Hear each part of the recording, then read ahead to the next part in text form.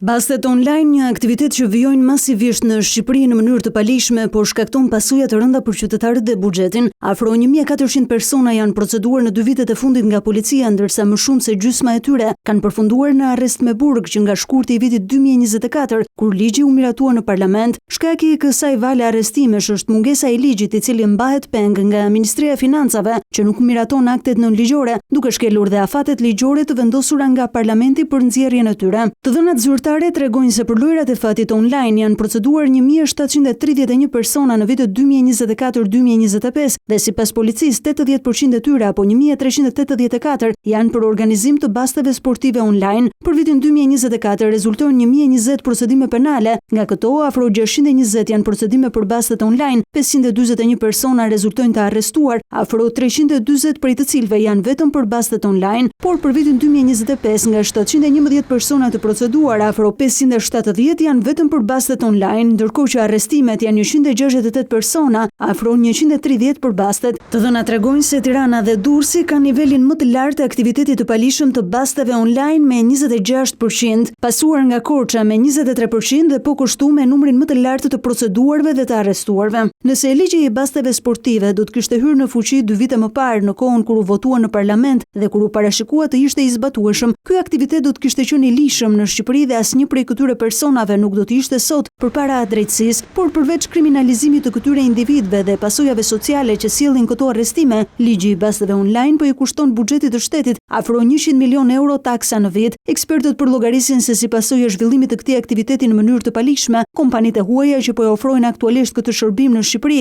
në shkelje të ligjit nxjerrin nga vendi ynë afro 500 milion euro në vit. Sipas ligjit të miratuar në shkurt të vitit 2024 me propozim të vet Ministrisë së Financave, bastet online duhet të zhvilloheshin nëpërmjet 10 licencave që do të jepeshin me garë. Licencimi jo vetëm do të kishte legalizuar këtë aktivitet, por pritej të sillte edhe punësim të rregullt të qytetarëve të shumtë dhe do të kishte shmangur kontrollin e kësaj industrie nga grupe kriminale, siç thonë ekspertë e ekonomisë dhe deputet të Kuvendit të Shqipërisë. Sipas pohimeve të vet Ministrisë së Financave, ky aktivitet do të vijojë të jetë nën kontrollin e palishëm të grupeve apo individëve të caktuar edhe për shumë kohë, pasi në plot 2 vjet kjo ministri ka miratuar vetëm 3 akte nënligjore, ndërkohë që janë për të miratuar dhe 8 të tjerë.